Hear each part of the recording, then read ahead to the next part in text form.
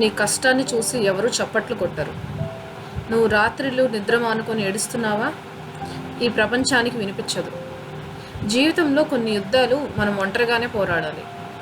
దగ్గర వాళ్లే కొన్నిసార్లు మన గాయాలకు కారణం అవుతారు. నువ్వు బాధలో ఉన్నప్పుడు చాలామంది నీ సైలెన్స్ని యాటిట్యూడ్ అనుకుంటారు.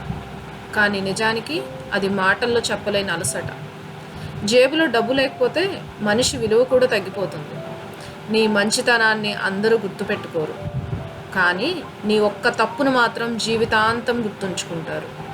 అందుకే మనసు మంచిదిగా ఉంచు, నీ హద్దులు పెట్టుకోవడం నేర్చుకో. ప్రతి ఒక్కరికి నీ బాధను ఎక్స్ప్లెయిన్ చేయాల్సిన అవసరం లేదు. ఎందుకంటే అర్థం చేసుకునే వాళ్ళే ఎక్స్ప్లెనేషన్ అడగరు. ఉపయోగించుకునే వాళ్ళు మాత్రమే నీ ఎమోషన్స్తో ఆడుకుంటారు. జీవితంలో చాలామంది అవసరం ఉన్నంత వరకే దగ్గరగా ఉంటారు. నిజమైన విలువ మనం ఒంటరిగా పడిపోయినప్పుడు తెలుస్తుంది.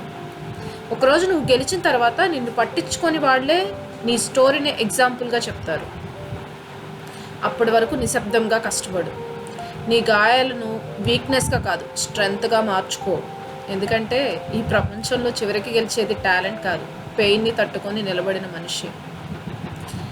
డాక్టర్ ఏపీజే అబ్దుల్ కలాం గారు చిన్నప్పుడు న్యూస్ పేపర్లు అమ్మారు, కానీ ఒకరోజు భారతదేశానికి మిస్సైల్ మ్యాన్ అయ్యారు. అలాగే ధీరుభాయ్ అంబానీ గారు కూడా పెట్రోల్ బంక్లో పనిచేసేవాళ్ళు, కానీ తర్వాత కోట్ల మంది ఉద్యోగాలు పొందే ఎంపైర్ నిర్మించాడు.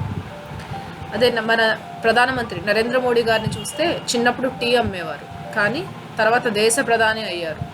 వాళ్ళ సక్సెస్ చూసి అందరూ క్లాప్ కొట్టారు, కానీ వాళ్ళ స్ట్రగుల్స్ చూసినప్పుడు మాత్రం ప్రపంచం సైలెంట్గా చూసింది. ఇదే జీవితం.